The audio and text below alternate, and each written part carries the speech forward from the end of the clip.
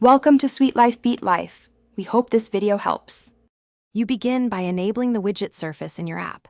Add the app widget provider entry to the manifest and point to an app widget provider info XML. Once done, implement an app widget provider subclass to handle lifecycle callbacks like on update and on enabled. Next, design the widget layout using a constrained remote view-friendly layout. Keep it simple and performant.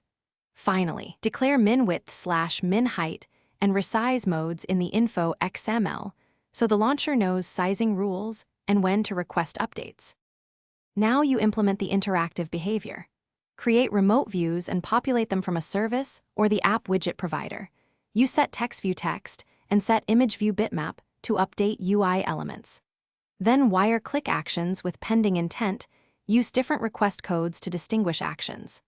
Make updates reliable by scheduling with Alarm Manager or Work Manager for periodic refresh, or respond to push messages to update instantly. Also add on-receive handling for custom intents, so your provider can react to user actions and system events cleanly. To finish, install the app and add the widget to several devices and launchers to validate layout, resize behavior, and padding. If your widget needs user input, add a configuration activity that returns result OK and stores settings in shared preferences.